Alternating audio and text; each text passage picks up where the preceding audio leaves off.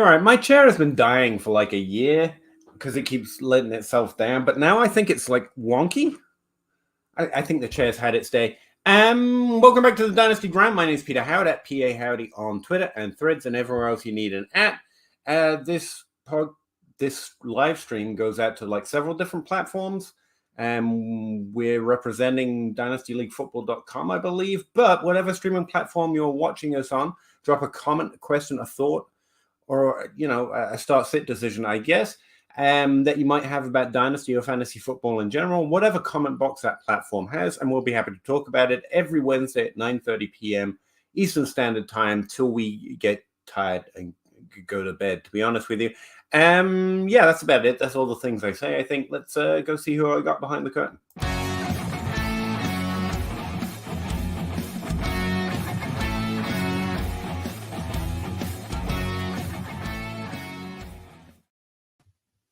Yo, how's it going, guys? How was your week, too? I have to admit, we're 2 weeks into the NFL season, and I've basically given up on my leagues. It's just content. I'm like, oh yeah, waiver wires. I forgot to submit those. I wonder who got that guy. I never remember to do waivers. Yeah, I forgot.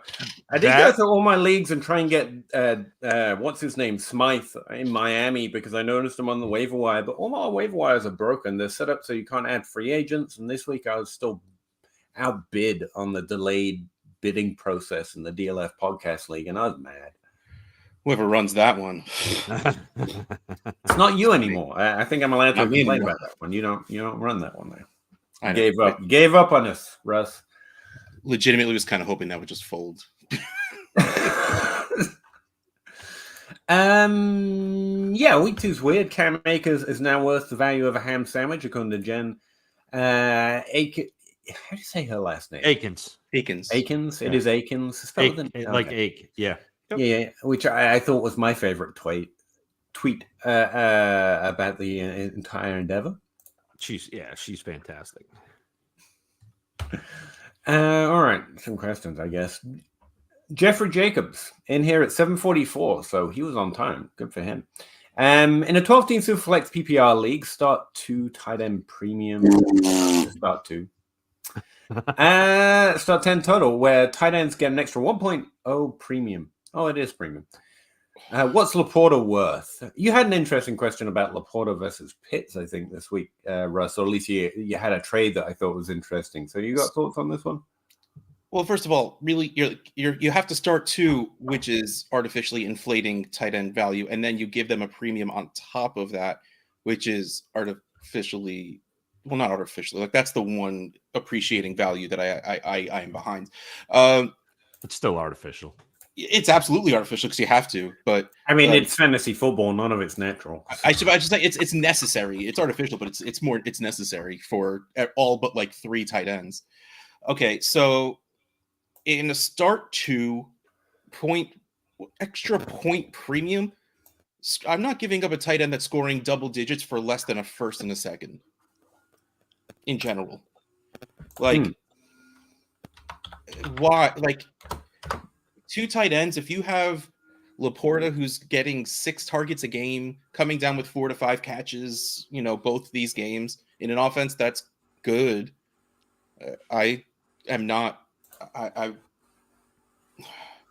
a first that's mid or early, but like honestly, this is gonna put 15 extra points in their lineup. Assuming that they have someone who's probably putting 4 points in, that's an extra 10 points per game, that's going to push it towards mid. And in the long run, yeah, it's probably better, if your team is good and if it's like a top 8 pick, chances are you're going to get a pretty good player from what I hear in this coming draft. But like tight ends are gold in these kind of leagues. It doesn't seem worthwhile to sell for a maybe right now. Especially if your team's good, just ride Laporta, get those points. He's good. Yeah, I mean he's tight end 4 right now. I mean I know we're 2 weeks in, but like he's producing what you can as a rookie. I do think that a mid first is probably pretty close to the value in this format.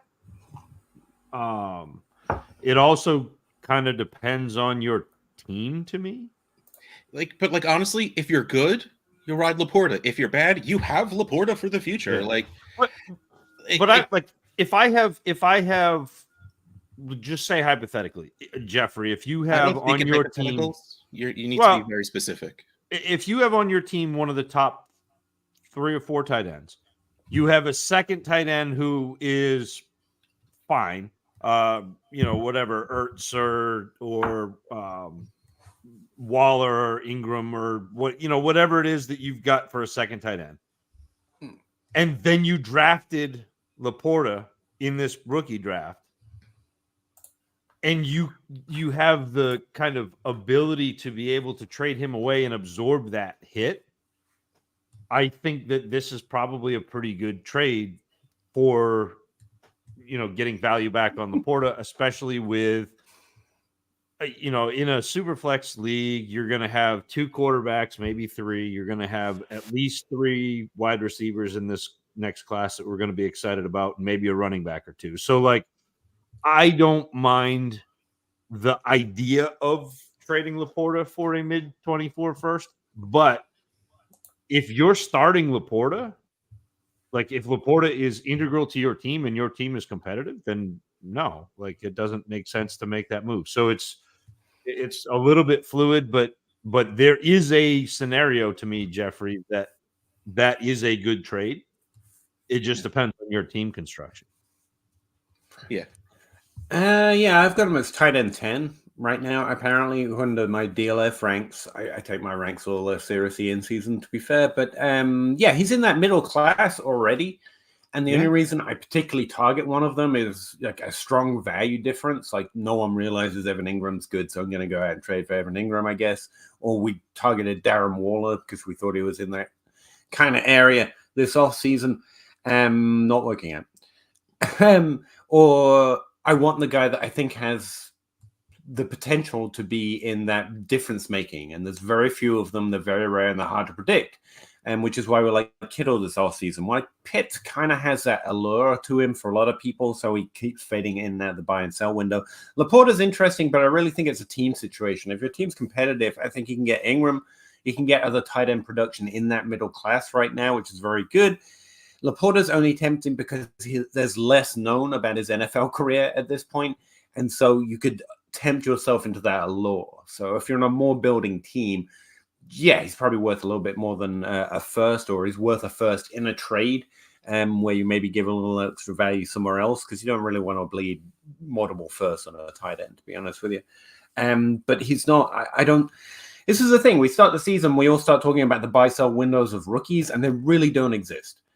We just drafted them. Everyone that drafted them pretty much kept them on their team because that's why they drafted them in the rookie draft, unless you overpaid. And the ones who have done well aren't suddenly in a buy window or a sell window, perhaps a sell window, but it's just everyone's kind of waiting it out. There hasn't really been enough time for a window to open up or close. The only player I can think of right now from a rookie class, maybe 2 that are in any kind of a window, is Quentin Johnson, because we haven't seen him do anything yet, 1 red zone target and 4% of routes. And maybe Josh Downs, because he was always a little quieter after the offseason really got underway, and he's on a positive trend. Maybe Tank Dell. But again, those people that have got him on their team aren't disappointed yet. And so there's no real reason for their value to move. As far as worth goes, it's just what you get in a trade. If you're asking how to value him to move him, outside of team situation, you have to value him as at least a mid-first plus, I guess. But I just don't see a reason to be moving him. And if you're going and getting him, then it's just the wrong move. Like Zach said, you're trying to target them in the right rookie drafts, play scattershot tight end, add them other ways. Unless you're going in to get Mark Andrews, Travis Kelce, and I thought there was a window on George Kittle this offseason, and so far I'm being proved wrong. That guy that's had that proven difference-making upside, then I don't go out shopping for tight ends in trades typically. That was a lot to say about Laporta, but we're all really happy that Zach had him ranked as a tight end 1 and kept throwing shade at Dalton Kincaid, and so we all drafted him everywhere. And we're pretty happy about that. Dalton Kincaid, fine. We don't care. We got Sam Laporta. It's like everyone excited about Puka Nacua. It's like, I'm really disappointed that I only drafted Jordan Anderson. Not really. I mean, I'm happy for you, But I got Jordan that, so I'm pretty good. I'm happy to. Lakers ex-commanders, welcome back. I think it's been a minute since we talked to you. London, Garrett Wilson, I assume, on 5 PPR. Thanks, boys. I need more for this to be a question. Right? I'm assuming this is a question, Garrett Wilson or Drake London. Is that where we're at? It's Garrett Wilson. As a start, definitely Garrett Wilson. I mean, and as a rank, any question this can be between the two of them, assuming it's a positive question. If it's not who should I drop? If it's who should I start, who should I trade for, who's worth more, the answer is Garrett Wilson. Yes. Frank N, I will get obligatory Puka questions out of the way. Thanks, Frank. Appreciate that. We're looking forward to them. Thoughts about selling Puka for Roshan and a second? I actually think that's light. As much as I hate, that's light for what you should be able to get for Puka right now. I want to install just before we get into the actual answers with you guys. The problem with trading with Puka right now, if you're not getting a first back, you're not getting the shiny big volume increase. It's not really about the value. It's just that would be the shining way to have gotten Puka in the 4th and get a first in a trade for him back. Having said that, I've seen multiple varieties of value, like 2 seconds plus a single first. It's varying right now as value is going to do from league to league. But I just want to say, if you're getting draft capital back as some part of the trade, you're going for a first. The other part of it isn't almost as important as that value swing to get a first from a 4th round pick. Yeah. But Russ, you're the trade guy, so am I talking out my ass or what? Honestly, that's fine. But that's also me just really liking Roshan and thinking that he's going to be the thing in Chicago sooner rather than later. Assuming Chicago realizes that, they should try to play on offense. They don't seem to know that there. But I pulled up Puka in the trade finder, and here's just the first couple where it's not like a 5 for 5 trade. Puka for a 2nd, 3rd, 4th, and 5th, which just means Puka for a 2nd, which is light. Puka and Luke Schoonmaker for a 1st, which means Puka for a 1st. Puka for Pitts and a 2nd. Puka and Tank Dell for Jahan Dotson and a 1st. Puka for Swift 2nd. Puka for a 1st. Puka for Davis Mills in 2 seconds. Puka for a 1st. Puka for a 1st. We're there. And especially if Puka's... Wait, hold on. This is very, very important because if Puka's trend continues where he had 15 targets week 1 and then he had 15 catches week 2, he had 20 targets, which means he's in for 20 catches in week 3. So maybe don't sell yet. Yeah. Oh, I was just going to say, this feels like a trade where you want Roshan Johnson, and I don't blame you. He is coming. Again, he's someone that Zach highlighted, and we liked in the rookie dress as well, and we play for those guys in the offseason. But I wouldn't trade Puka for the thing that I want right now. I'm looking for max value, and I think if you shop Puka around, a first is fairly easy to come by, and you may find someone willing to do an even better trade than just getting a first. So would I do this trade? Sure. I prefer Roshan in a 2nd to Puka, but I don't think that's the best trade you can get right now. So that's kind of my answer. It's with these guys, I say these guys, I know what the future's going to bring. You want to sell at max, and I don't think this is it. And it's different in Dynasty, Frank. The people in Dynasty are a lot more plugged in on Puka. You could literally pick Puka up off the waiver wire in redraft last week. Even after week 1, you could just go pick him up. He was there. In Dynasty, I think we run things out so fast, so far that to me, Puka's value right now is probably a late first. I want to see if I can squeeze something more out of that. And I don't think right now Roshan Johnson and a 2nd are quite worth. I mean, you know what I mean? You're not quite getting a late first out of that, even though it probably is close. I just think I want to add. I want to squeeze the juice out of life this. out of it. Yeah. No losing the juice. And we's in the juice. Dude, I'm in the juice. But sorry, I'm terrible today. I'm gonna mute. you look good though. No, what I what I was gonna say is I think that getting stuck with Puka right now after he's produced historically after 2 weeks, like, and that's not the end of the world. But also, I think you can also get out of him for a fairly sizable return, and I would be after that. All right, I'm going to interrupt you, Peter, even though I know you've been waiting to talk because I have to actually go. But I have a question that So let's say next week rolls around, and it's like a 2-2 Atwell game, and Puka gets like 7 targets, 5 catches, 45 yards, and still no touchdowns. Do you think you're still getting a first for Puka?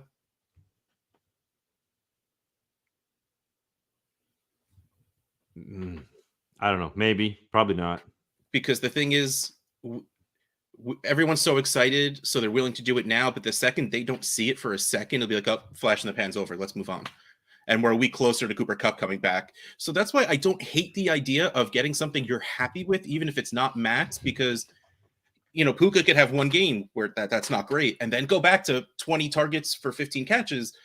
But once that one game happens, he has to do it for like a year and a half before he's going to be respected again. And that's kind of like what we talked about, Peter and I talked about last week after you had to go to your draft, was this is one of those bets where you make this bet every single time. And you miss on a couple of guys, but by and large, a 5th round pick who comes in and pops off early, there's a lot more chance that they're Kiki Kute than they are going to be somebody. So, all right. Love you all. Got to go. Bye, Zach. Jeez. He's leaving because I'm about to talk. Bye, Russ. I know. Good. You just canceled Russ, huh? I did not. That was all him. I was drinking coffee. No, what I was going to add to this, Frank, to give you some sort of decision point here, or a way to make a decision. I was reading today a lot of people claiming victory on Anthony Richardson, and this is by no means bitter grapes. Everyone deserves to run out victory laps whenever they can because we get so few of them in general in Dynasty, so let's go for it. But here's the thing. In the offseason, and they were essentially saying so few people believed in it, but we talked about it all offseason long from those rookie profiles. Zach said he would see him as a 101 in Dynasty leagues in a Superflex draft for sure.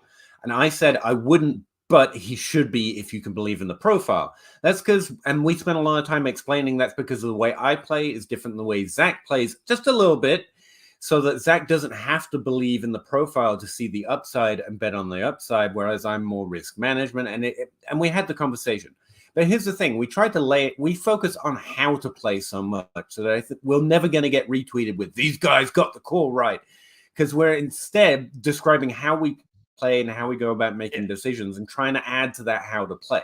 So no one's ever going to say they got Anthony Richardson right, even though we absolutely fucking did so far, no matter what happens. That's the thing. We're worried about giving you the best information we can, no matter what happens, instead of if one outcome happens, you pretend we're prophets, because we're not fucking prophets, and no one is. No one who got anything right, even Puka Nacua, actually knows the future. They took a gamble, and we will explain the gambles we're willing to take and why, but then explain how to put the pieces together on how to play Dynasty to decide when and where you want to make gambles.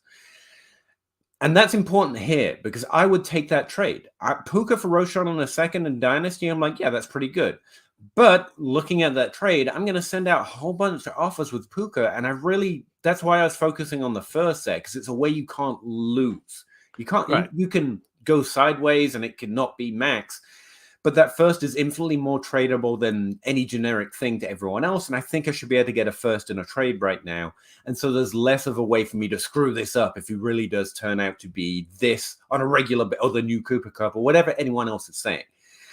So what we're describing is the fact that my anti-Puka arguments, by the way, are as uncertain as the positive arguments. For example, I can roll out a 5-minute argument right now, which I'd have you convinced that Puka Nacua is the next second coming of the best thing in Dynasty ever, or the opposite, somewhat more weakly, because people like the way I argue for data a little bit less, then you can make random small sample comparisons, but look at, like I posted one today, like rookies through 2 games in their rookie season, points per game, who leads that list, and it's Puka Nacua by a long shot, and everyone else on the list is decent. But the one thing you don't notice by that list is the best rookies to come out are also not on that list since 2018, because very few do anything through 2 weeks. And the 2 players that are absolute misses, including Rondo Moore, to my heart's discontent on that list, kind of tell you the rest of the story. We really don't know. I believe I'm reading the correct over-efficiency signal that he's not quite everything everyone expects right now. Someone else like Derek Brown, who's been in on the more off-season, is an amazing evaluator, thinks it's actually just coming to fruition what he thinks. And we're both guessing about the future. Outside of that, what Zach and Russ just gave you, and I tried to supplement there, isn't about either of those outcomes. It's really uncertain. So how do you make decisions in that case? So we're not telling you to definitely take that trade. The way I would approach it is to shop around to every other league mate to see if I could get a better trade that you like more, but at least includes a first. But if it was my team and that's the best I could get, I want out right now because I'm about risk profile management, because I'm a boring nerd guy. Whereas what Russ was saying and emphasizing is that downside risk in that same risk profile, and that San Francisco has went to his downfall this week. Eventually a matchup will be. There'll be a lag in the Puka is on the rise trade, and nerds like me will start to get more of the narrative, and your league mates will be less tempted to trade for him. So yeah, I'd accept that trade. No, I don't think you should. I think you should go for other trades. But our answer is really about that, how to play it in your league. If you've done that, and that's the best trade offer you could get, then you have all the pieces of all 3 of our thought processes to make a decision for yourself. Me, I'd get out because I believe I can be a little bit more effective if I bet on the over 50% outcome, which is Puka isn't everything he's crapped up to be right now. But if you like evaluating on the tape or looking at how he's performing and you're more in the Derek Brown camp, you definitely don't want to do that right now. But that gives you what you need to make a decision on to decide which direction to go.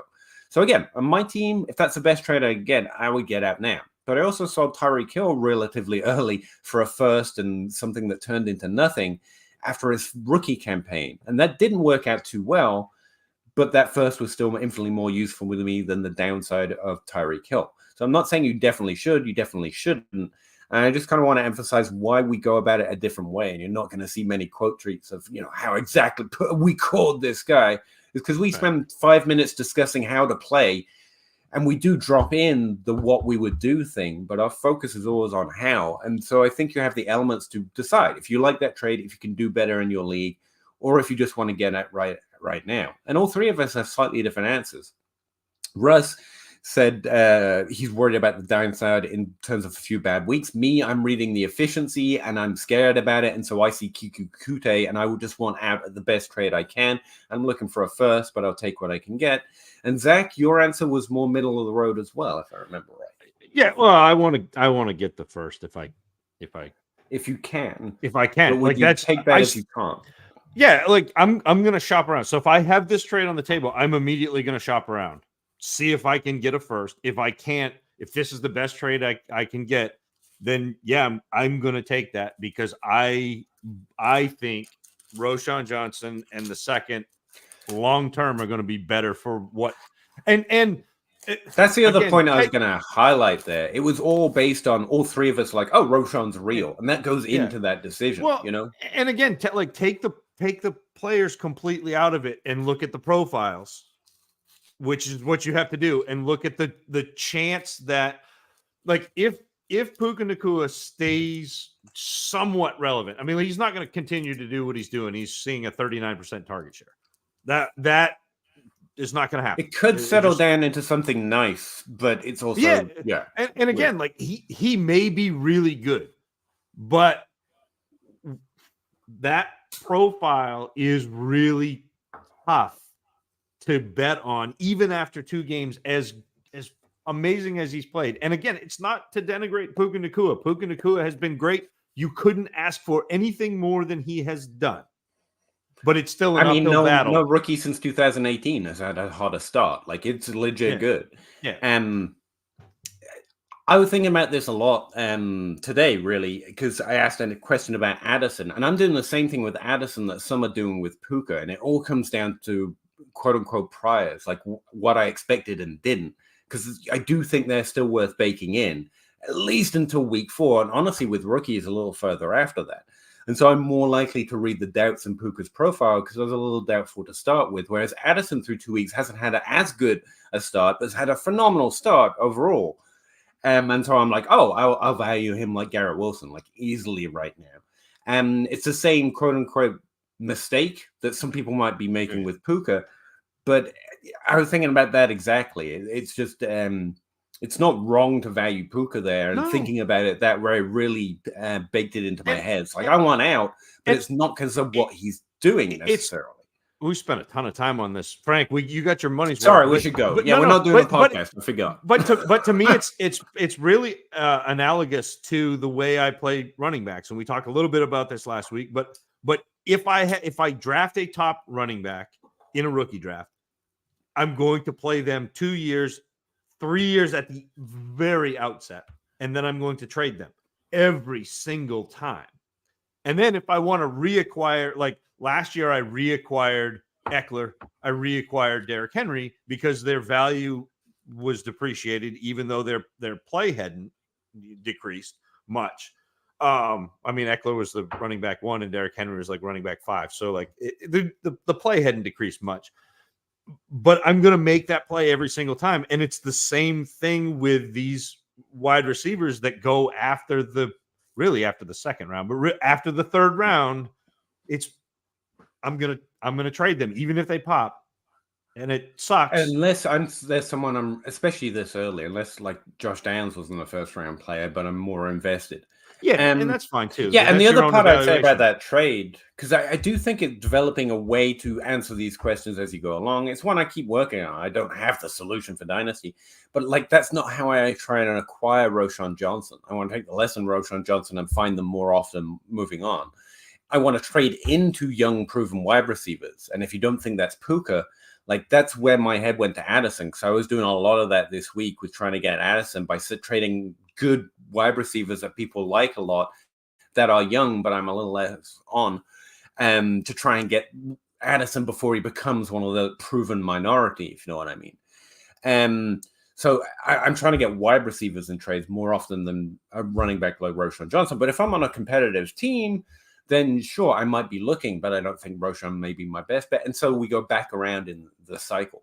So I think we issued like 7 different answers there. I would take that trade if it's the best I could get, but I really do think you can find a better team trade for your team and the way you want to play. But he should be valued in around a first. Moving on, because I turned that into some sort of epic that it didn't have to be. Todd Radmaker, 12-team Superflex offer Brock Purdy for Mixon, Connor, and a 24-second and was turned down. Was I asking too much, or have the prices of healthy running backs gone up? They've gone up because it's the season. Just in general, that kind of happens a little bit. But in a super flex, did you offer too much or too little? Brock Purdy, Mixon and Connor for a second. No, I think you were giving those players away for Connor. Wait. Purdy for Mixon, Connor, and a second. I think that's a fair offer. I'd probably rather have Purdy in the trade. So that's good. I can see why people are still a little bit more skeptical. Maybe Purdy's only a 1-year QB, for example, and they want the running back points and so on and so forth. But I think the value is more than fair. In fact, I think you were giving pretty good value. Is that same thing?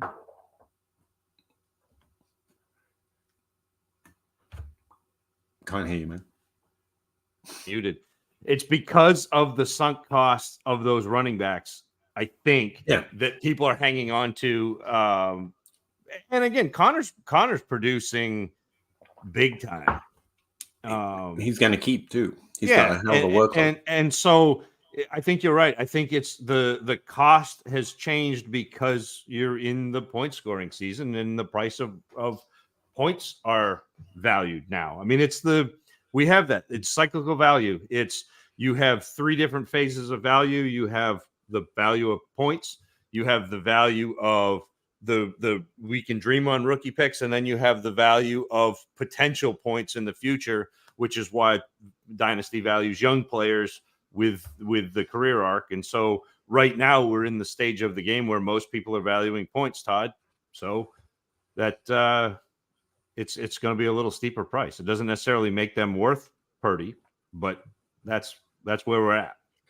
If anything, you've just learned something about your league mate. They're way too prone to that particular element of the game where they now think Mixon Connor in a second is worth a starting quarterback.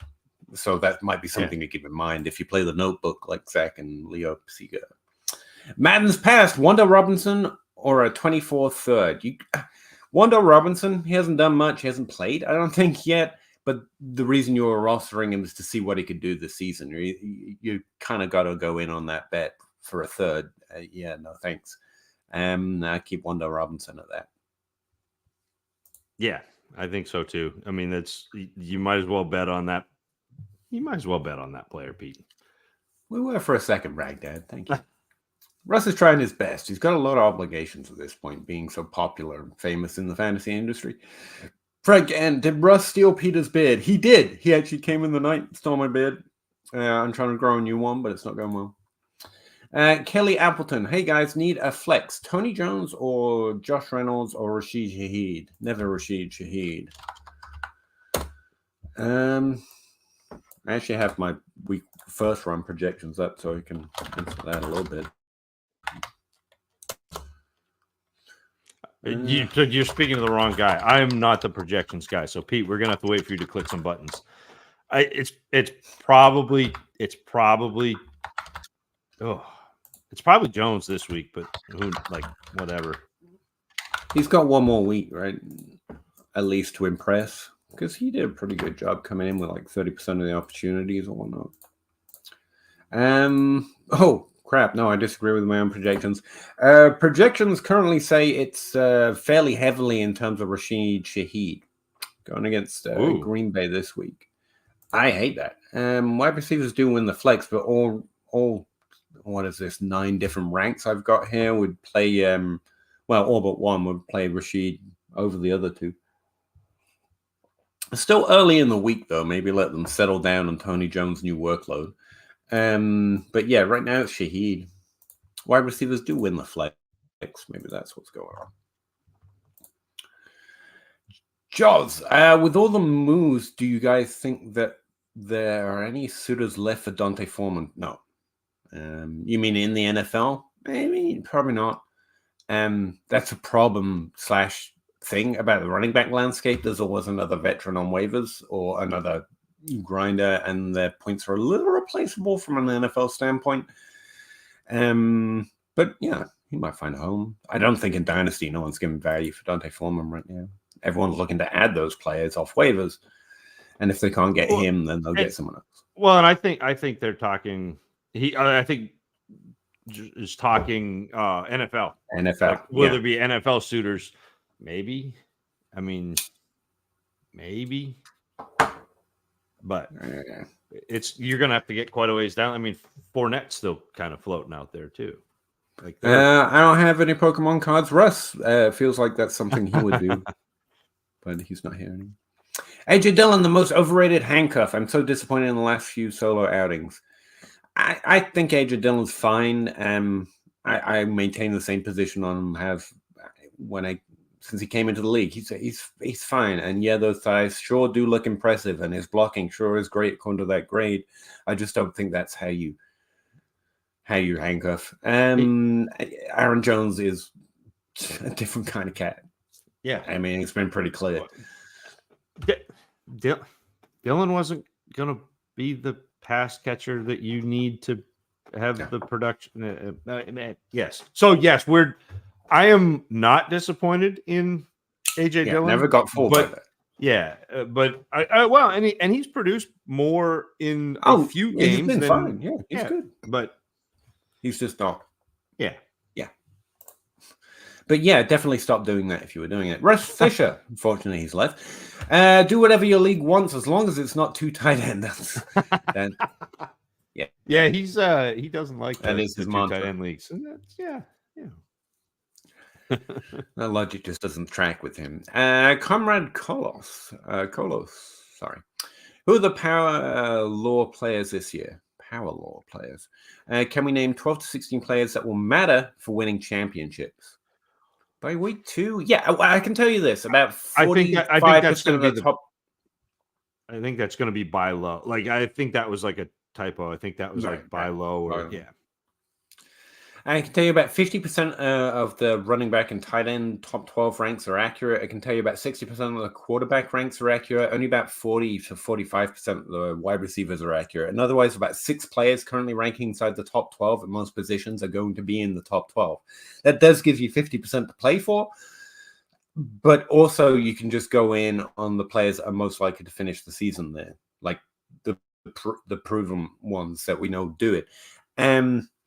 I don't tend to think in buy low players, and I definitely don't tend to think in buy low players for a single season. We try to just target them progressively. Roshan Johnson, someone we were mentioning, in the running back era of the second round in rookie drafts this year, for example. I think you can make it. I mean, Jamar Chase, for the first time in his life, I think isn't ranking in the top 12. Could you make that argument? I guess. Yeah, I mean, he's had a rough go of it early, and to me, it's pretty obvious that Burrow is still, and I know he got nicked up again, and so it's easy to say Burrow is still hurt, but I think Burrow was still. Well, I mean, they didn't score an offensive touchdown until the T. Higgins catch in the second half of that, and he might be nicked up again for this week. So yeah. But we kind of know those players as we go, right? We were in on Drake London last week. Durham Smythe is someone that I highlighted in my article and podcast. Rashee Rice is someone I wrote up this week. Don't forget week 1. Like, that could be a serious thing that keeps coming on. But that's more dynasty minded. I'm not talking about finishing in the top 5 the last 6 weeks or something. But Conrad, the way that we approach, and we approach dynasty this way too, but I would approach redraft the same way or a similar way. Is most of my bench spots are allocated to running backs that I think have what I consider a pass catcher plus profile. So they're like if you listen to the fantasy footballers, they're the handcuff. They're the a little bit extra. They're not just the back that is going to fill in, but they're the back that can actually fill in most of what your starter is doing. And so those are the types of players. Tyler Algier is one of those players where you don't ever and he's producing right now in a committee with Bijan Robinson. And Bijan Robinson's been amazing because he is the pass catcher, but Algier's still seeing 12, 14, 15 touches. It's impressive. Yeah. I think that'll even out for the season. But yeah, Tyler Algier is definitely in that rich handcuff area. And you're right, that's exactly the type of player to target. Also disappointing running backs for the first few weeks, like Dameon Pierce, Najee Harris, that people were hoping to have production through volume alone, but they're actually getting the volume and they haven't had the production yet, but that should flow. That's the way I'd think about it as well. Yeah, and players like Tank Bigsby, who ETN did great last week, so people aren't necessarily thinking about Bigsby. That there are those types of players. Peter, you already mentioned Roshan Johnson, and look, we talked about DeAndre Swift before the season because everybody was off him. He was traded for a 6th-round pick, and he was traded to the Philadelphia backfield, and the Philadelphia backfield is still going to be a committee. Like, don't let his 26 carries last week because there was nobody else in the backfield and because he was fantastic. Don't let that lull you into this false sense that he's going to get 26 carries a week. But I do think that role that Miles Sanders just vacated, they all of a sudden have realized that DeAndre Swift can fill that 225 carry. Like, he can do that. And he's actually a better runner than Miles Sanders. Like, he's more dynamic. He hasn't been healthy, but he is more dynamic, and he's more dynamic as a pass catcher. Like, he's incredible in space. And so it's players like that I'm looking for to try to kind of be the players that that win championships. But it's just a matter of playing that running back position the way you should play it. And outside of the running backs, which is definitely where your head should be at mostly for looking for these kind of players, and not to be too dynasty minded about it, but rookies are the one group of players that consistently increase in volume and points closer progressively. Most players drop progressively throughout the season, but rookies really can have that variability towards the way they end the season versus the way they start it. So I'm looking at Quentin Johnson. I think he's got a lot of upside in that offense, and he's done nothing so far. And again, I already mentioned like Josh Downs and Tank Dell are both two players that I'm kind of interested in if no one's excited yet. So that's the other type of player I go looking for, like players that are really young in their career, at least if you don't want to consider pure rookies, but mostly rookies, because they are the one group of players that consistently actually escalate in that regard consistently, and rather than single week or, having a good playoff run or something else. I don't play schedules. I don't say, this running back has the top 5 matchups through the end of the season. It's all a little too arbitrary for me. They're too early into a season, but I know some people have a lot of success with it. How are each of you doing in a Scott Fishbowl leagues? Dead, absolutely plumb dead. I lost Aaron Rodgers, obviously, at the start of game 1, and this week I lost Saquon Barkley. Like, I'm dead, fully dead. My tight ends are carrying me, and one of them is Zach Ertz. So, just dead. Yeah, I'm 0-4. So, Pete, I was dead by what snap was it that Aaron Rodgers went out? That was the end of my team. Yeah, Josh Allen's been fairly disappointing so far. I mean, Pierce as well. I'm dead. I think I'm 0-2. Yep. No, I'm 1-3 because of the way they score it. But yeah. Oh, you're so much better than I am. I got to the Dynasty Dummies to doing the show last week, and we started the show, and I realized immediately, like the Eagles game was just starting, and I looked, and I was like, "Oh no, it's Thursday. I haven't set my lineup," and I was like, "Oh man, I didn't put Swift in. He's gonna blow up." And by the end of the show, he had like 170 yards. I was like, "Yep, you're welcome." Get a pass. Yep. Frank, and since I know and respect Zach's predisposed opinions on both, I would respectfully like to leave him out. Would you trade Puka? You're too late for that, Frank. And a 24-second. Yeah, I think we did not stop talking until we got there. X Brian, who are your favorite players to target in trades right now, and are there any players you're actively trying to move off?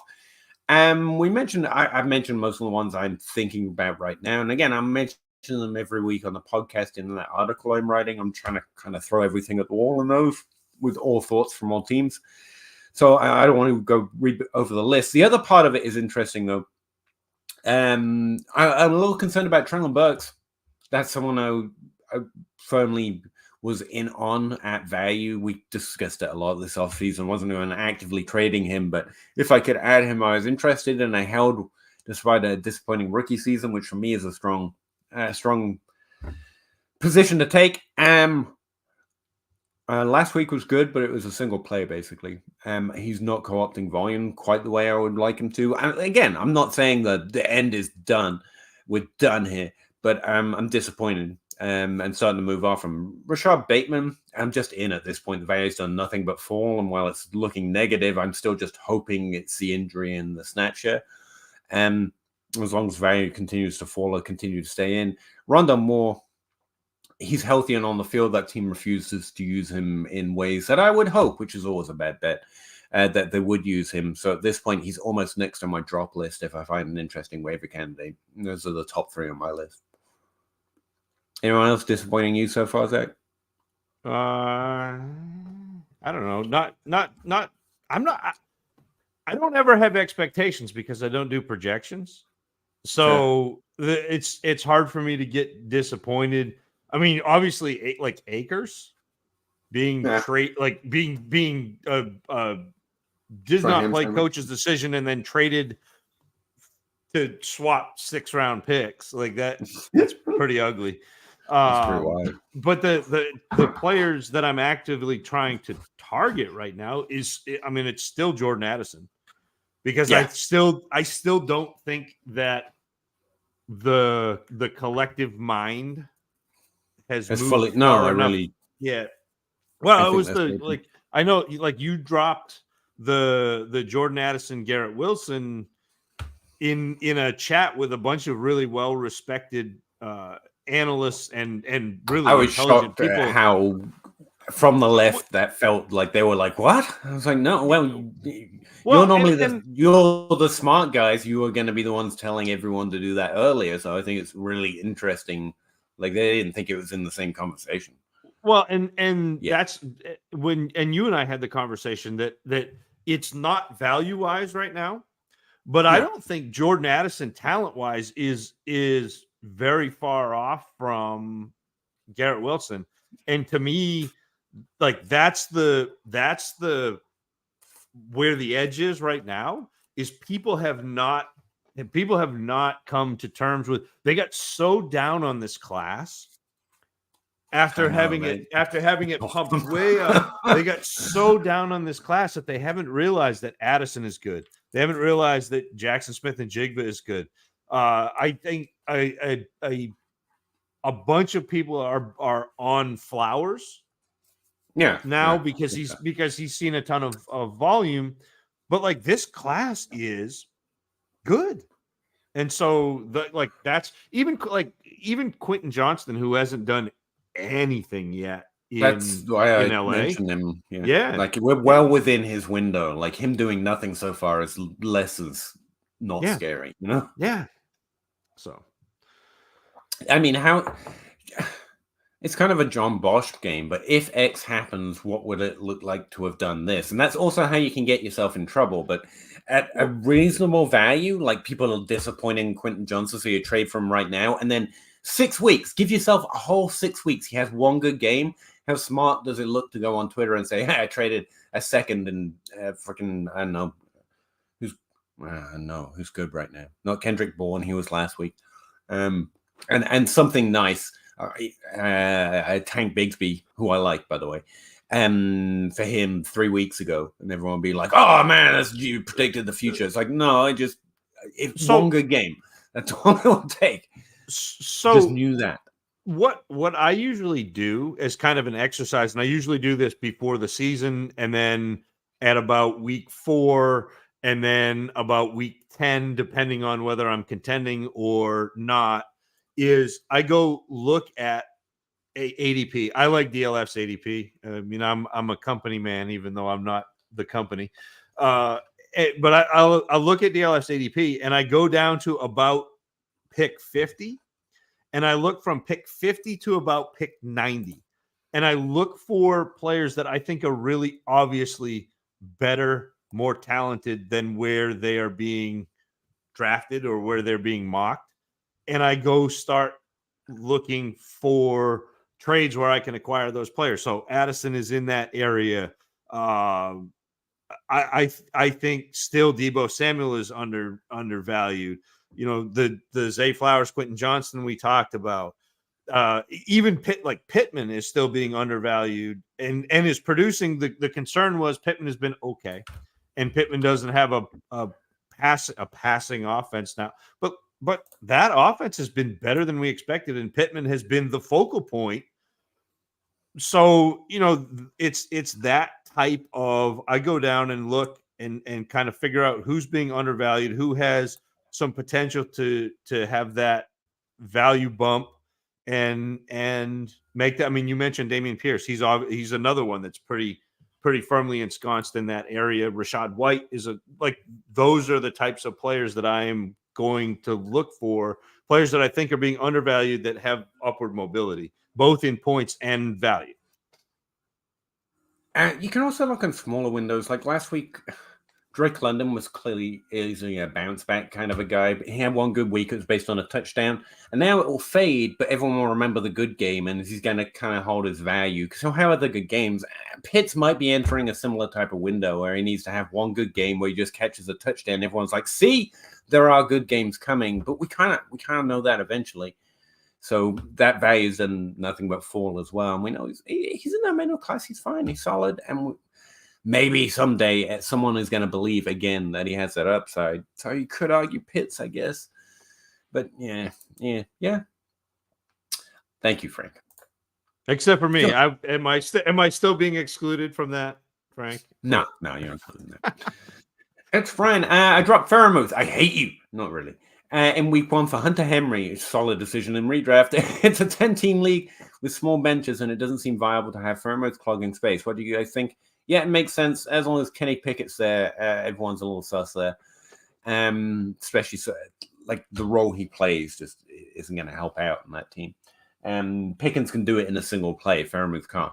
And Pickett's not going to provide stable stability for those kind of players. And Hunt Henry is going to be at least streamable a lot of weeks. So, yeah, I kind of get it in a redraft. If it's Dynasty, I hate you, but, whatever. Flowsaurus, 12-team, 1 PPR, 10-team. Start 10, sorry. Fields, this is the team. I have A.J. Brown buyers. Pickens and Watson and a 24 first enough. Tell you what, Green Bay is a team without a wide receiver 1 right now, despite how good Dubs is and like how good he's been playing. And Jim Reed had a good week. I don't think they have a clear wide receiver 1. That for me feels like they're waiting for him to get healthy and they want to roll him out as one. But I maintain the same opinion of him. I think he's high efficiency, low volume in general. And Jordan Love and Aaron Jones, despite the positive fantasy reactions to the first few weeks. So no, this trade isn't good enough for me for AJ Brown. But if you're on a building team, you're getting plenty of pieces there that you can then go and try and trade if you can do a cascade trade depending on your league. So it's not far off the value, but it's not a trade I would do. That's the best I got for you. Yeah, I think if I'm looking at this team, it's the obvious trade away candidates for me are going to be London and Puka. Like, yeah, to me, because I think London still has a little bit of that sustained value, and Puka has the new shiny new value, and so, I don't see Drake London's situation getting better for a while. A while. So that's what long off season after a bad year as well. So. Yeah, and that's kind of what I would do. I don't know that trading AJ Brown to get pieces that aren't going to help you, because so you got AJ Brown and Waddle, and I know that AJ Brown's been a little bit of a struggle bus so far early this season, but he also saw this past week he saw a ton of targets. They just were not great. Like they were close to the line of scrimmage and I can pull that up. I have that in front of me, but I know that I had seen it that he in terms of targets, he and Devontae Smith were not very far off. It was just the fact that he didn't catch all of them and he didn't have a high depth of targets. So AJ Brown saw 6 targets. Devontae Smith saw 5 targets. Goddard saw 7. AJ Brown only had 4 catches, but for 29 yards. So it wasn't a typical AJ Brown night, and he also had a play that got called back. Don't panic on AJ Brown yet. Yeah, him and Smith are still splitting the reps fairly evenly, 17%. It'll go one way or the other eventually, but I'm not concerned. This is a good teachable moment, maybe.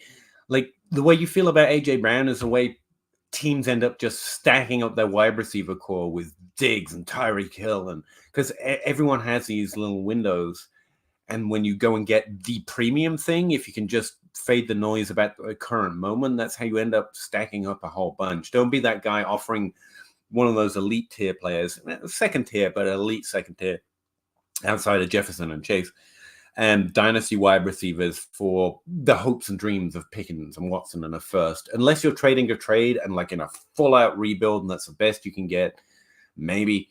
But nah, I think AJ Brown's what you want there.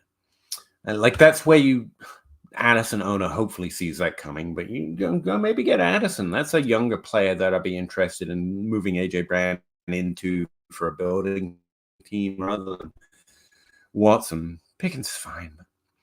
Thanks. Hard to format in 200 words. No, we got you. Gotcha. Mr. Moore, sorry, I'm a little slow today. I was in a bit of a ranty mood today, apparently. Evening, 12 team, 1 QB, PPR start 7. Give Pittman and Ayuk for AJ Brown.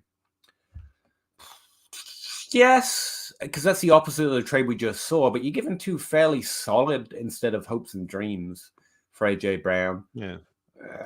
You need It's if still you need the points upside probably for this season, maybe. Yeah, I think it's still probably AJ Brown, but we're also like Ayuk is kind of a flavor of the month, and Pittman is undervalued but solid. Yeah, I'm more in the sell hopes and dreams for a guy like AJ Brown. But that's yeah. If there's an off-season trade, we'd be like AJ Brown. I think that's the way I would say it. So yeah, AJ Brown. Rather have Dowdle or Isaiah Likely as a stash. Likely, I guess, still. Probably have to drop 2 more years of Andrews and a long stash. Yeah, but 2 tight end offenses have happened. That was kind of my distant hope for him this season.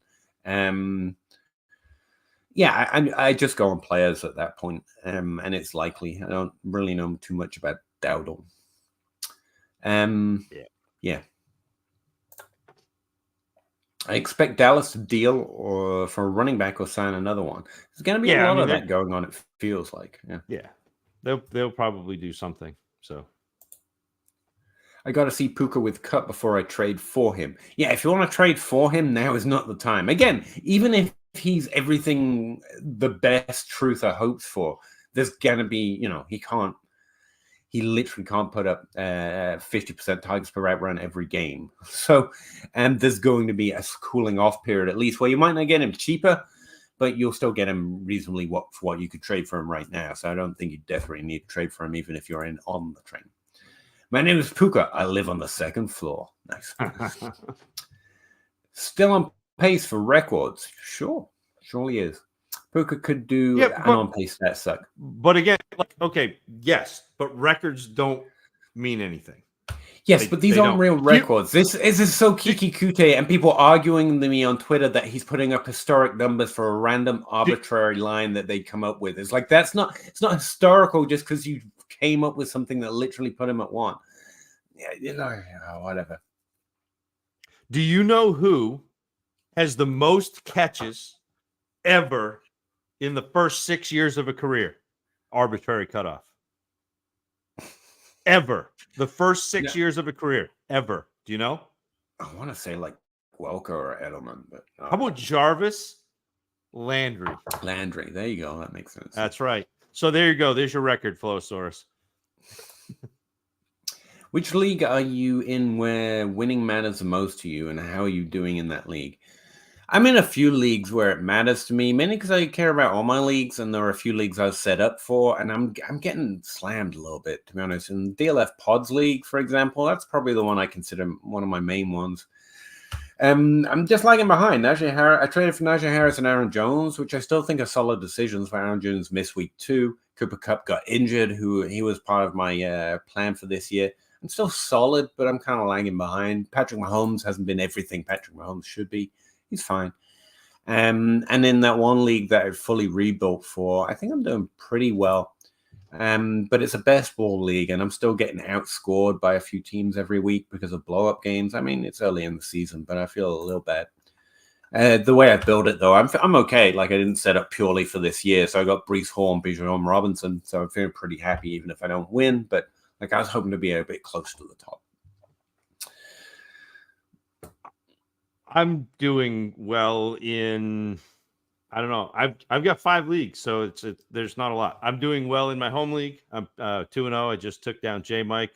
Kyle's got injuries, so I'm feeling good about that one. In another league, I just lost Chubb. So we'll see. I should be in the mix in 3 out of my 5 leagues. One is an absolute rebuild, and one I need to figure out whether I'm making a move or not. So my Patreon league I care about all my leagues. I'm only in like 8 or so. But yeah, I'm pushing towards building more. I'm not sad to have Chase, Waddle, and Addison as my top 3 wide receivers, but Wilson and Daniel Jones haven't really done what I need them to really sustain that, because it's a weakness I built into the team.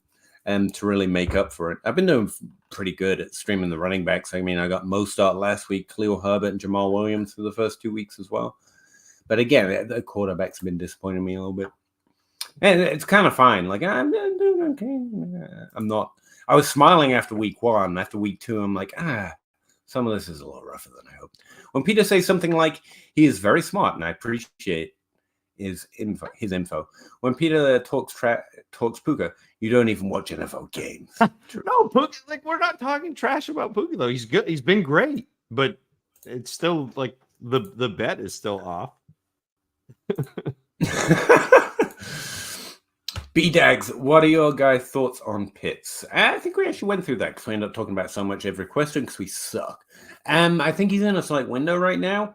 But again, he continues to be the guy I like. He's in the middle class, but as long as that trutherism exists, it's relatively hard to move from him in a few leagues. But I'm pretty happy to have stashed him in a few places where the value is right and teams that are where that was the right move. Like you don't know my league, so it's a little hard to go into. But I ended up with him on a few rosters this offseason because the value went, and I'm pretty happy still have him. Like the volume's there, the play's still there, the team is rough, which I expected. And so he's still a few. Like look at Evan Ingram and think one day that'll be Kyle Pitts. Like that's where my head's at with Kyle Pitts. Well, the problem with Kyle Pitts is the bet, the initial bet. And if you go back to B-Dogs, or is it Dags? Dags. My eyes. I'm getting old, Peter. B-Dags. So if you go back to that pre-draft, the Dynasty Dummies show that we did, and I know, Peter, you were mad because we came out, we're like, you should draft Kyle Pitts. And Bosch was like, aha. And I said, nope, not for the reasons you think. You should draft Kyle Pitts because everybody else is running Kyle Pitts out to the 101 in Superflex leagues, and that's huge value. That's the only way I've ended up with him twice in rookie drafts when I got him as that late first, and since been trying to trade him since. And like this offseason, there was the end of last season actually, there was a slight dip. But you're right. He was a good rookie pick. He was not a good rookie buy. Right. and that's it. Like you had to trade it. Like you drafted him as a rookie pick because you could then turn around and trade him for multiple rookie picks. Again, this is the Anthony Richardson thing. Like there's an elite tight end is a rarer thing outside of an elite quarterback in Superflex league. And so like it's the same play. Like you don't sweat the cost when you're going for something that is almost invaluable, like Travis Kelce in Dynasty. And so, especially if you can already trade him for that value, it makes sense to draft them as if they could be. Well, actually, I like the tweet that I always think about is Jacob Rickroad saying, if you told me there was one Rob Gronkowski in this rookie draft, then I would do nothing but trade for picks and draft only tight ends, because he is worth whatever you sacrifice in doing that. If you knew for sure, kind of a thing, and kind of play it that way, it's a decent dynasty thought to keep in mind. Bo Pons, 12 teams to flex, start 10, 0.5 tight end premium. Elijah Moore, Tony, KJ Osborne. Who does start in flex? Scary Terry and Brian Robinson? Yes. That's what I would do, and I know they're on the same team, but I don't care. Elijah Moore shows some hope, by the way, but you don't start him over those two. Yeah. We're hoping. We're not starting. Shimmy. 12 teams start, same league setup. Give Rashad Bateman and a mid to late first. Get Jahan Dotson, Zach Charbonnet in a fourth. Again, you're getting too much back. I want to condense some of that value to make it a tempting trade, but it's fine, I guess. I prefer Dotson to Bateman at this point. Yeah, you had to say it, didn't you? I think the first, though, is the shiniest thing in the trade. Yeah, the first and the second is more than what you should pay for Charbonnet in a fourth. Yeah. So I think it's the Bateman side, but it's not because I'm Batemaning. Just to be clear, it's because if that value is condensed, if you were getting, I hate to keep going to Addison, but something really like You need to condense some of that value into one thing instead of spreading it out into 3 here, because you're just not getting anything back that adds up to that first for me. I'm rebuilding in a Superflex 12-team PPR, and I just traded Russ, James Cook, and a 23 third for Taek. I like that trade a lot. Yeah. Excellent job, Nicholas. Again, trading into those premium assets. Actually, he just had a great week, so I don't know how you did that, but good job. Jaws, Puka's biggest knock for me was the health history. Wish I ignored that notion. Yeah, health is easy to ignore. For me, he's done this, but in college for an extended period of time, where he's incredibly efficient and really weird targets and usage for small periods of time. And it's not just the injuries, but it could, again, it's been great through 2 weeks. It's going to regress in efficiency. We don't know what it looks like full term, but we've been through this. My league, Amon-Ra and Waddle both went for 2 firsts. It's about fair, actually fairly good. And a 24 second before I did the Higgins trade. Well, that's even better in comparison then. Yeah, excellent. I just traded for, I didn't get Waddle, I got Wilson instead. I traded for Amon-Ra and Wilson in a league. I was going to take Waddle, but I made the mistake of saying I'd swap him out for Wilson if he felt better about that and he wanted to keep his stack. So unfortunately, I ended up losing Waddle. It's fairly even. Trade or hold, Jerome Ford if you're competing. If you're competing, you want Jerome Ford. I mean, that's, yeah.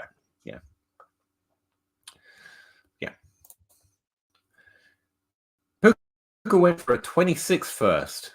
I still think that's a little late. That's so far out. Yeah. But it's a first. Redraft, Trevor Lawrence or Joe Burrow. I'm not a redraft guy, Genji. But they're in the same tier coming in for me, and Lawrence isn't maybe injured next week. 0-2, you're out. I think Burrow, if you're not competing, is probably the way to go because that hype will build. But Lawrence, I mean, it's the same. I mean, we're trading sideways here for a guy that I think someone else will value more than the other guy further down the line. So you kind of have to know your league a little bit. Otherwise, just hold. 12 team. No, doesn't affect it. Appreciate our guys' knowledge. If we have any, you're welcome to it. Haven't been able to make it here live in a while. Good times, Nicholas. Thanks. Really enjoy seeing you here. Live, late, doesn't matter, man. Thank you. Nick Lowringer, what are your thoughts on the Akers trade? I'm going to stick with Jen's note. That's what a ham sandwich trade looks like. Was there a ham sandwich involved? It feels like a ham. I don't know. Maybe they just want to clear out the backfield. Maybe it's a locker room thing. Was there some sort of disquiet between him and management? I can't think of anything else. Means Akers has some more life in Dynasty with pure rushing attempts on that offense before the trade. Kyron Williams wheels up. I don't think I have anything that most people wouldn't think just on the face of it. Akers is pretty solid. He can definitely earn a workload. On a new offense that's better for him than on one that they haven't had locked down a pretty sizable one. Yeah. The Vikings have not run this year. I don't think Akers makes them change their mind. Fair. Again, I don't see anything more than maybe a top 24 running back in the profile. So, and I'm not typically tempted by them. Zach W. Hey guys, 12 team 1 QB doing a full teardown. Has 6 first next year. It's a good year to have it in a super flex. And a 1 QB, you're probably all right. JT and Puka are more or less my only relevant players. You're keeping JT, by the way. On a build, you keep JT for now. Was offered a 24 and 25 first for both. No. Nope. You want I'm fine to trade Puka away for a first, even value. I'm trying to do better, but JT is worth more than a single first. Just keep him. Yeah. Zach, agree? I want. I think I'm lagging for you again, aren't I? No. If I'm trading Jonathan Taylor, I want the first, and I want I want an Addison. I want a young receiver that I feel like is proven is good, and you may or may not get that with what's going on, but yeah, roster construction advice. 12 teams. Start 15. Start 2 tight ends. Good job, Russ, isn't it? Have very bare bones assets, and I'm building in next year. Have 2 firsts, the 1-on-1 locked in for a QB. 4 seconds, 3 thirds. Which positions do to buy to build a core with? I think I'm not thinking about positions. If I'm building, I'm just looking for value windows. It's that simple. I think JT is an interesting buy. Right now, I think Kyler Murray has been one for me all off season on a building team that's still viable. Yeah, you're looking for those players that aren't going to affect your bottom line in points, but still are undervalued by the market. So players like Higgins and Waddle, they could be targets for you because they're slightly underperforming right now and they will bounce back, but that's going to increase your points. So why worry about it? Instead, I'm looking at players that are a little more long-term problems. So again, Kyler Murray and JT are the 2 that come to mind straight away. Maybe Kyle Pitts, because God knows he's not going to improve your team much this year, like we were talking about before. But I wouldn't think about it in terms of positions. That's kind of the things I'm hunting for. Players that are people are going to remember them more value, but they're not necessarily strong starts anytime soon. Yeah, I mean this is the Adam Harstead go buy injured player. Like this is go look at Kyler, go look at any player, Jonathan Taylor, the players that are not producing because we're in point scoring season, the value is down. That's how I would try to rebuild in terms of roster construction on a building team, because you're building for next year. That's kind of what I would try to do is go add assets that aren't going to help you this year, because not helping you actually helps you. And by the way, I forgot I titled this because I actually scheduled it earlier. Projections of bad season. I have not seen a 2-week sample of projections because I do average projections. Like I average the consensus, like 4 or 5 different sources that are all ranked top, whatever. And I actually added PFF because I got a hold of them, and they're consistently high ranked when they were being ranked.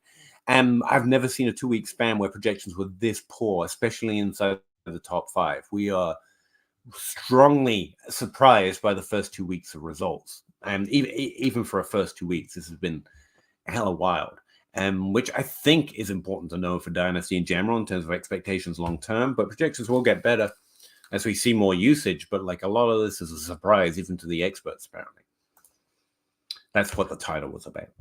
Tim Shady, if you're a contender on a PPR Superflex, is it better to target Kamara, Cup, or JT right now? JT, this is a Dynasty. JT is the best asset on that list. Yeah, I think it goes JT, Cup, Kamara. Yes. I don't know. Kamara is going to be a big conversation leading up to week 4, but I got to be honest. If I'm a contender right now, I might go get Cup because I think he's coming back probably week 6. I don't think he'll be back week 5. I know that's what he's hoping.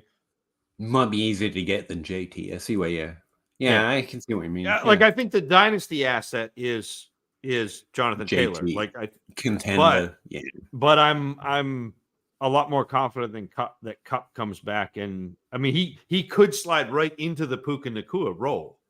So you think he can keep up that? Okay. The Freak sold Ford for a 24-second yesterday. I'm good with it.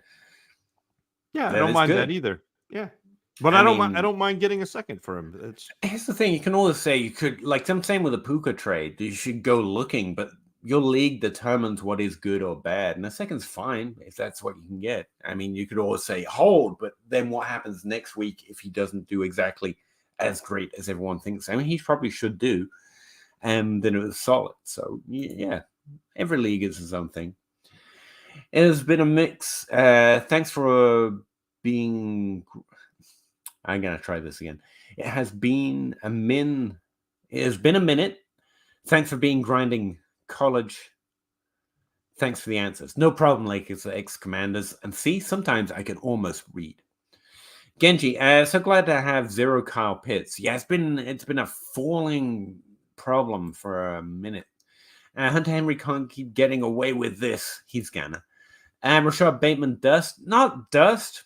Again, he's barely running any snaps. I'm still blaming an injury, and the value's done nothing but fall. I think the risk is relatively similar to what it was this off season, and the upside too. Can But more bad news is more bad news. Yes. Can we go back up one? Yeah, you can. Should I trade Stevenson, Kirk Cousins, Christian Kirk, and Hunt for Burrow? The rest is wait, Zay Flowers is in it. Burrow, Zay Flowers, Judy, and Mostert. Yes. Yes. Yes. You didn't really need Judy and Mostert. That's just like stuff. But yes. How much fab on Quentin John? He's on the waiver wire, really. Percentage, I guess. No, I'm not really holding back. There are relatively few upside. You want to keep money in the bank so you can keep trying to shop for those running backs. For those weeks dry up quicker than you think. So, like, I'm at least 50%. What do you got left if you think someone else is going for him? Like, I definitely think he's one of those high upside players on that very small list of players that types of players consistently doing more the further the season goes. So, yeah, I'd go heavy. Toronto Dave, party hat emoji guy. Dave. BDAX, 12 team Superflex, PPR, start 12, best ball. It's an interesting little nugget dynasty. I kind of like the best ball thing. Trade Amon-Ra for a lower tier receiver and a first. No. Managers 0-2. I don't see Amon-Ra saving his team. Oh, you're going to get Amon-Ra. Yes. Yeah. 12 team 1 QB start 8. Give ETN, get Andrews. ETN's going to be pretty good this season, but Mark Andrews is that thing that we like. So yeah, I think it's paying heavy, but yeah, it's pretty even in the start 8. Yeah, it's fine. Jarvis Landry is dope as hell, though. That is true. I mean, he was. I have to admit that, Flowsaurus. Lance, thanks for both your work. This show is weekly highlight for me. Take care, guys. Oh, thanks, Lance. It's good to hear about that because sometimes, is anyone enjoying this? I don't know. It's good to hear back from you. Seriously. X Brian, except for us, we enjoy it. X Brian, is Kyron Williams going to be a league winner this year? He's going to be easily one of the best values and most points for the least investment for blah, blah, blah, blah, all that stuff. Yeah, he's probably going to measure in on that, assuming health. Is he going to be a league winner? Depends how you define it, but yes, I think so. I mean, assuming health. Relative to, it really does depend how you define it. I'm not saying, and he'll do great weeks 14 to 16. Those can be league winners too. But yeah, in terms of winning potential based on what we can hope from them before the season starts, yeah, Kyron Williams is easily going to filter into that list. I'm all in on Puka. Good for you, Gavin. It's hard to blame you. 12 team Superflex PPR start 10 rebuild. Got Puka, give JT. You're all in. I'm not. I'm definitely not for JT. I'd rather have JT, even on a rebuild. But, you know, Gavin, you've heard us talk about this too much. It's up to you. I'm not going to say it's bad. Yeah, like if this really does expand, that would be a great trade. Honestly, I still want something on top of Puka to give up JT. Yeah, that's kind of where I'm at too. I don't hate the idea of that trade, Gavin, especially if you buy into Puka. Yeah, but I still want the pick to be able to get a running back.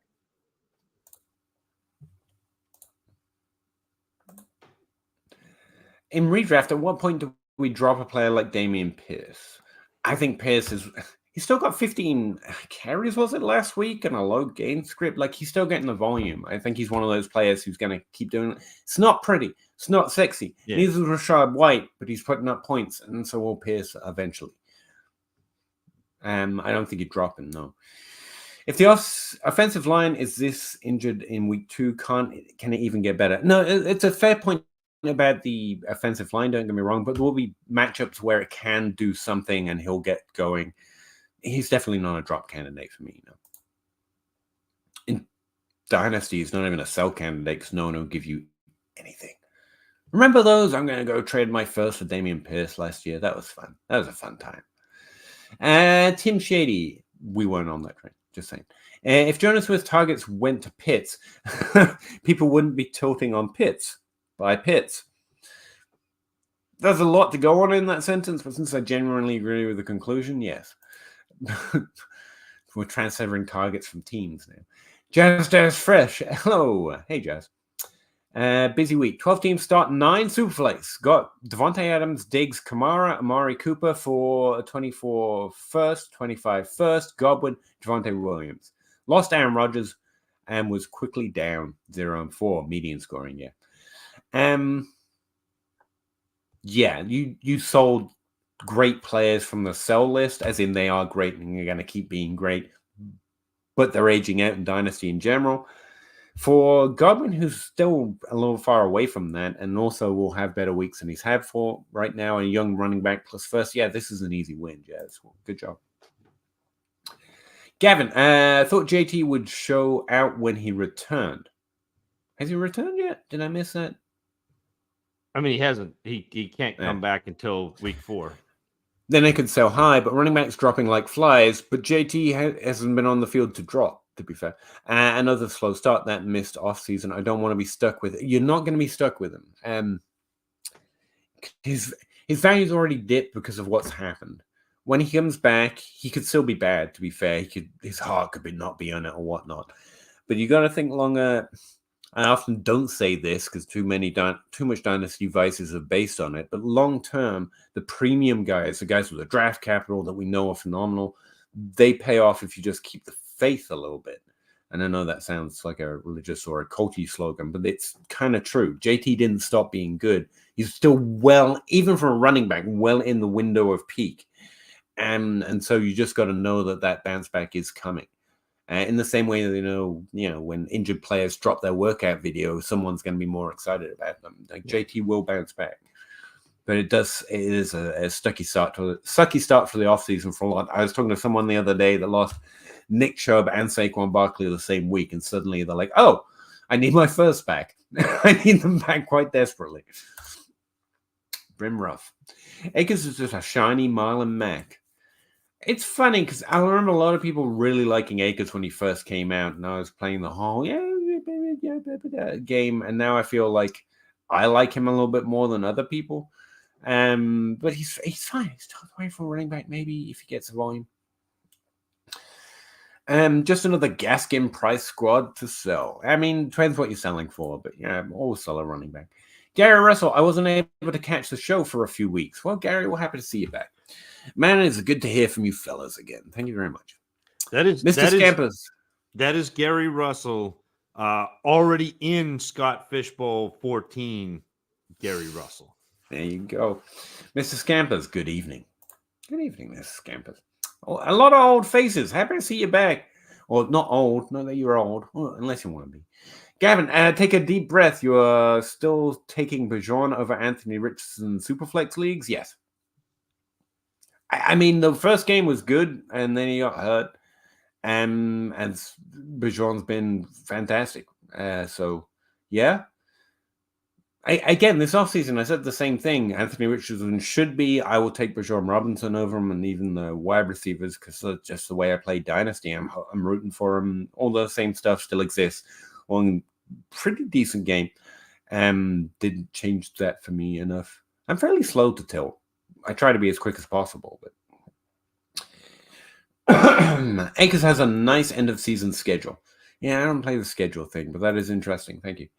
Vikings probably out of contention, and he's on audition. I don't know. Do they audition running backs? I think they just fill them in. Like, then is he really auditioning for future seasons? I don't know. But I mean, he should get volume.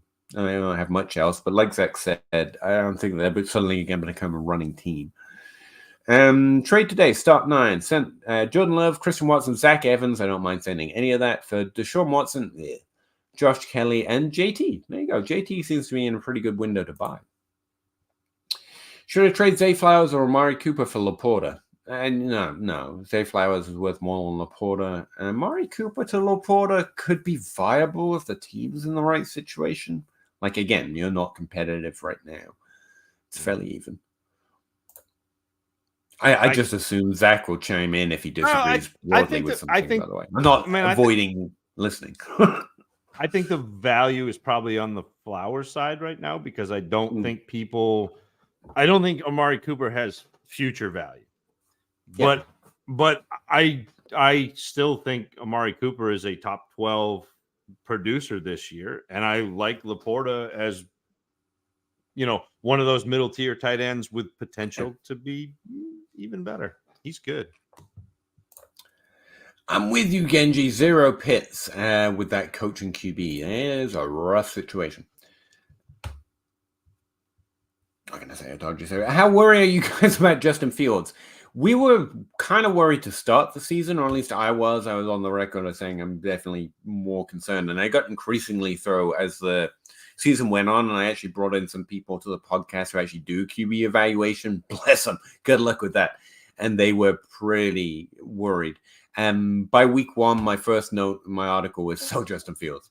So I'm beyond worried.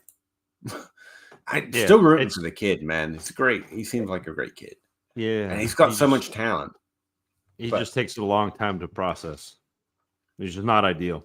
Which is not even like I keep hearing that. I know no one's saying it or thinking, but I'm like, that's got nothing to do with intelligence either. That's where my mind goes on it. Like slow time to process. Maybe his mind's slow. It's got nothing to do with intelligence either. And it's a horrible thing to have to say. 12-team 1 QB start 8. Give Garrett Wilson on 24 first. Get CeeDee Lamb. No, I don't think there should be a value separation between the two. To be honest. I mean, they're again in season. There probably is like that. I think that's where this. Okay. But I don't think I'm with you. The guy I want for that though. No, it's Garrett Wilson in the first, but Lamb's going to outscore him this year by a lot. Yeah. I wrote up CeeDee Lamb in my article this week. Between his 33 finish and his wide receiver 8 finish is the truth on CeeDee Lamb. He's currently overperforming yards per route run pretty effectively. He's a top 12 receiver, but he's not that ceiling game kind of player like we saw last year. Like he's steady. He's great. So that's what I meant by not the player I want for that. If I'm looking for points, it's fine. But a first is a big value difference for a player in the same tier in Dynasty. Just for those points when there are vets out there, someone's willing to shop. There's higher ceiling players that are younger too. So, but it's fine. Greens Point Gridiron in redraft 4 PPR. Would you trade Puka and Amon-Ra for Justin Jefferson? That's just Amon-Ra for Justin Jefferson to me. Yeah, I would do that. Yeah. I mean, it's still Peter. Puka. No, I was joking. It's not nothing in that trade. I'm Langdon Teal. I traded Rondell for Dameon Pierce and Quentin Johnson. I actually think that's solid, even though Ramondre's off to a really great start and it's going to keep going. Again, I expect a little more, just a little from Dameon Pierce and Quentin Johnson. This is a window. You could easily lose that. Again, Quentin Johnson could just foul out. But I like the mentality of it. Yeah, I like this trade. I would do it. Yeah. And I'm kind of regretting it. Am I doing... No, I think you're in the right place. You just make a longer-term value play. And it could foul out, but you got to take risks somewhere. And you've decided to take it on Quentin Johnson at the lowest window possible. It's either going to keep falling and it was bad, or it's going to go up and it was good. So you got to take some risk somewhere. And I think that's a decent place to try and take it. For a top 12 running back, even top 12 running backs can be traded for value that way. It's like getting Dameon Pierce back, though. Yeah, I know he was ugly if it worked, and it's ugly and it's not working. So, yeah. 10 teams for flex. Would you rather have Howell or Mac Jones as your QB3? It's a good question at this point. I think it's still Mac. I think Howell actually has better, fantasy upside, I guess. But I think you still have to lean on Mac having a little bit more certainty in his job, just because it's the Patriots and they seem to be pretty set on it. But I've been we had a lot of hope for Howell coming in. We expected him to be pretty good. Zach had a great comment about how he was like QB something in his rookie draft. And I really like it when Travis May, for example, as someone who does evaluate quarterbacks and pays a lot more attention to rookies than anyone I know, was like Sam Howell's the best passing profile in his draft class, by the way. And that convinced us of it. So Sam Howell in that regard. But if you're looking for stability in Mac Jones, it's pretty even. I'll say Howell just because it's Howell, but Mac Jones might have a longer term job, I guess. So Howell has the running upside. Like, again, if we're talking fantasy points, like I would rather bet on Howell. I really would. And his question is actually, which would you try to move? I think I'd try to move Mac. I'm going to stay on the Howell side. But honestly, it's whichever you get the better trade for. So really, do you try to trade Allen and tear down into like Herbert or Mahomes or whoever you can? But you could do that and get a first. Like, the only way, but it's what Herbert's the only one I would consider it for, though. Like, I don't think he can tear Allen down into Mahomes, and Herbert's the other one on the list. Pretty close. All right. I mean, you probably wouldn't get a first back in that, but I like. If you can get Mahomes or Herbert, then trade Allen. Otherwise, yeah, Mac Jones for whatever you can get, I guess. Would you rather have Amari Cooper, Terry McLaurin, or Michael Thomas? McLaurin. There you go. I like the other two. Yeah. I can pick up Shaheed on waivers, but I have to drop Akers. I need a running back. Should I keep Akers? Yes. I have Quentin Johnson, Jamal Williams, Rashad Bateman, or to drop instead. Keep Quentin Johnson for the same thing we've been saying. I don't want Shaheed. I don't think I'd choose to start him every week. Yeah. Am I wrong? No, I think you're right. But I mean, he's also been like the first couple of weeks, people are excited about him because he's like caught a couple of long touchdowns and been okay. But I think you can maybe drop Bateman for Shaheed, but again, I don't think you're plugging him in, so I don't. I mean, Shaheed was 19 points week 1, 10 points week 2 in PPR. And that's the way it's going to go. Bateman, I don't have a long enough scroll on my phone. I can't. I'm down to Shaheed is above Bateman, but again, he's above Brandon Powell, which is good. Which one could turn into a weekly starter? Like you're plugging them in. That's all I'm saying. Like I think Bateman does that before Shaheed ever does that. But Shaheed's a better flex. Yeah. Choose when to play flex, and Shaheed should be ranked above Bateman for sure. I'll hold my hand up to that one. So it's about how you want to play your bench, I guess. But Bateman's the only player I consider dropping for Shaheed here. 12-team half-point PPR start 9, 1 QB with IDPs. Got offered a 24 first for Nico Collins. I would take that. Nico Collins has been impressed with the start, but I don't think he can solidify it for the season. And Zach Moss, though. Yeah, okay. Yeah, I'd probably take the first. But it's close. If your team can be competitive, which I'm assuming can't.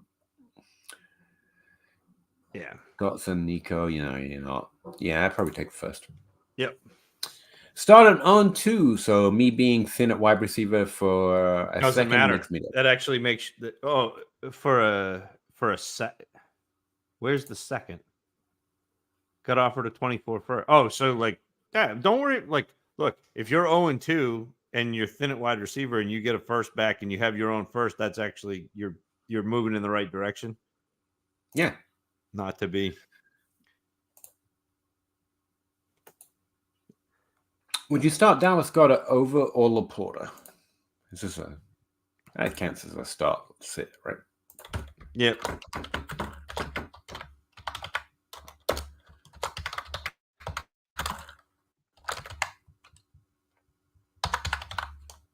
My projections are all live and out there. Got it right now. Only about half the rankers would even consider Sam Laporta over Goddard. So yeah, they'll see in like 3 weeks. Will Davis, 12 team superflex, trade Olave for Kirk, 25 first and a 25-6. Olave, Kirk, and 2 first. Olave, again, just stick with a premium unless you're getting really shiny. Kirk, especially with Zay Jones apparently having a nagging injury or something like that, which might follow him into next week. He's in the conversation. He actually bounced back from his week 1, but like I don't think he's got anything like a first range of outcomes value wise. So just keep Olave. That's all. Yes, that's a lot. You'd have to value Kirk like a first, though, and I don't think I do. I also traded Mac Jones and Trey McBride. He's struggling for a 26 first. Wasn't starting Mac. Whatever. That's fun. Yeah. Trey McBride, another disappointing high receiving college profile tight end.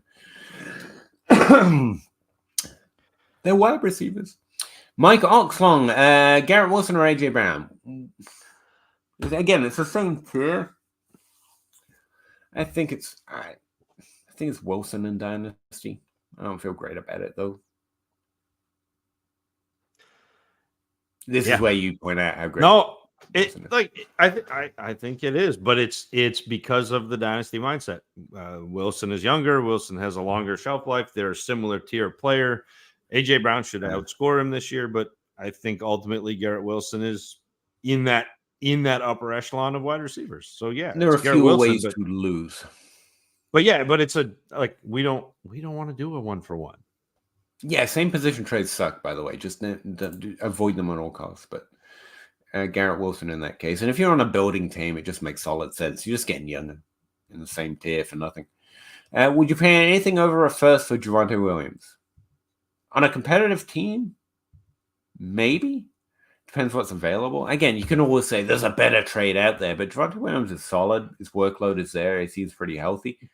Also, Brian Robinson, a trade target. Yes. Absolutely. Yes. Yeah, if no one's woken up to that, like he's real solid. I had to keep using that term, but yeah, Brian Robinson for sure. Who knew if you're not shot, you can do your job a lot better. That's probably a terrible joke, but there you go. Oh, we tied him out this week, I guess. I mean, that happens. Is that it, Pete? No, week 2, everyone's got all their questions answered. That's the last one I got. That's it. Look over there. See you in week 3, people.